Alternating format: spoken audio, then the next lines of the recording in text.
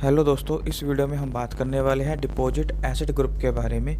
Deposit asset group में कौन कौन से लेजर आते हैं, तो देखिए नाम से ही पता चल रहा है। डिपॉजिट यानी कि जमा और एसेट्स यानी कि संपत्ति, यानी कि जो संपत्ति हमारी जमा है, जो हमें कभी ना कभी वापस मिलनी है।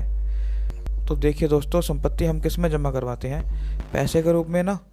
तो ऐसा पैसा जो हमने सिक्योरिटी के रूप में कहीं जमा करवा रखा है और वो हमें पैसा वापस मिलना है, तो उन सभी लेजर्स को हम डिपॉजिट एसेट ग्रुप में रखते हैं। जैसे कि मान लीजिए हमने कोई XYZ कंपनी है, उस बड़ी कंपनी के साथ कोई टाई अप किया है, तो सिक्योरिटी के पर्पज़ से हमने उसमें 10 लाख रुपए जमा करवाए हैं। तो जो हमने 10 लाख रुपए जमा करवाया है, उसकी जब टैली में एंट्री करेंगे और जो टैली में लेजर बनेगा security deposit to XYZ company, तो उसका जो ग्रुप है हम डिपॉजिट एसेट रखेंगे।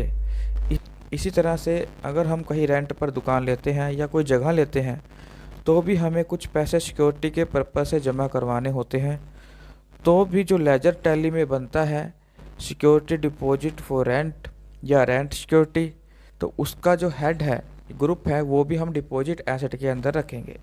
इसी तरह कहीं भी हम सिक्योरिटी जमा करवाते हैं जो हमें वापस मिलनी है, तो उन सभी लेजर्स को डिपॉजिट एसेट ग्रुप में रखेंगे। आई होप क्लियर हुआ होगा।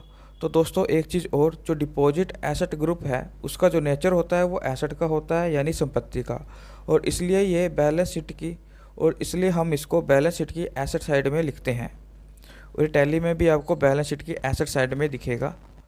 इसी तरह से हम धीरे धीरे सभी ग्रुप्स को क्लियर करेंगे। So thank you so much guys, जुड़े रहेगा एक मैग्नेट की तरह मैग्नेट अकाउंटिंग पर।